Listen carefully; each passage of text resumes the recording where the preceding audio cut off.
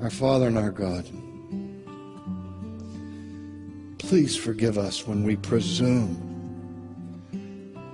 upon your grace. Let us understand the graciousness of that grace, that we might move from life to life, from faith to faith, and from grace to grace. We might understand that we are saved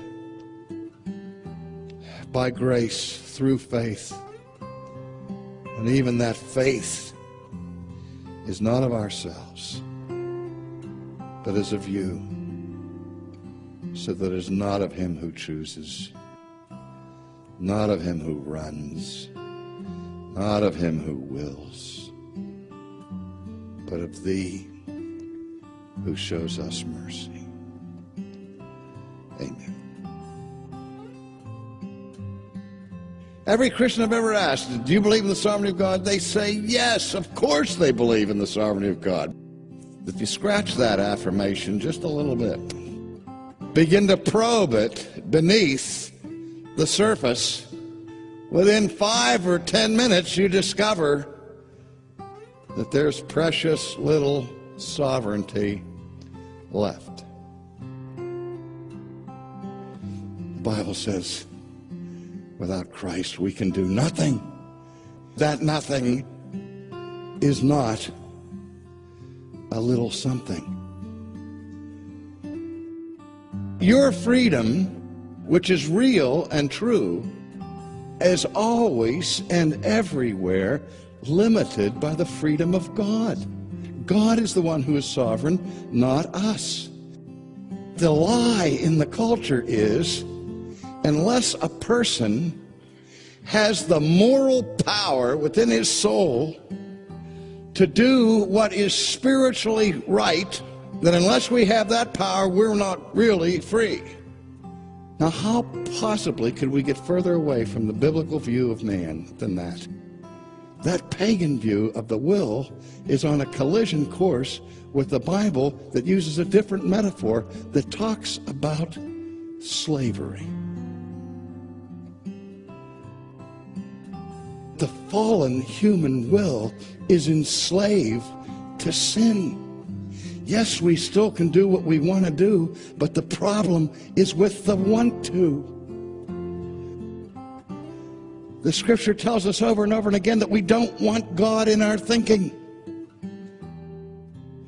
We want to be sovereign. We want to be autonomous. We want to rule. We want to reign. We want to do what we want to do.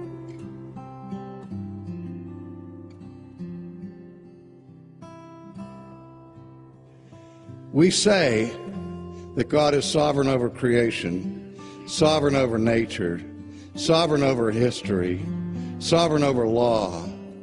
But when it comes to the purposes of salvation, we strip him of his sovereignty.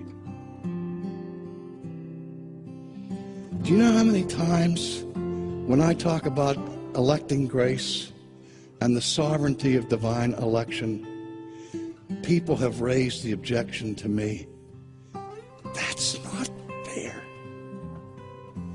If this doctrine is true, then it's not fair and God is not righteous.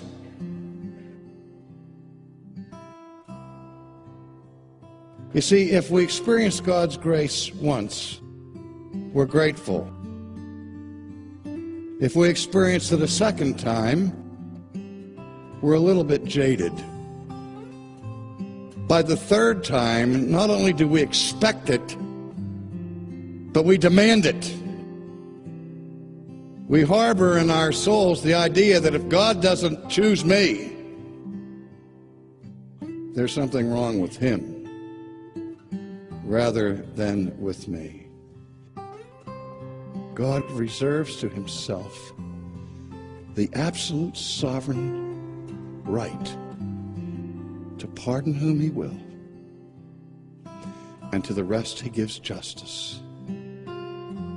Not one person in this universe deserves the grace of God. And if you think you deserve the grace of God, the minute that idea comes into your head that grace is something that God is obliged to give to you, let a bell go off in your brain that tells you that you're no longer thinking about grace.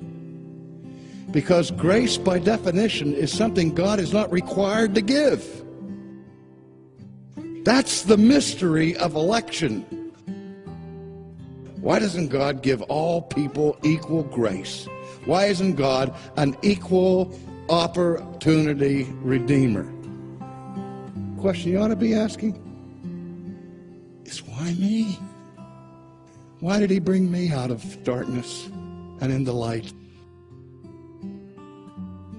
Think of your own conversion and how God, in his grace, rescued you by a grace that is sovereign. Not what my hands have done can save my guilty soul.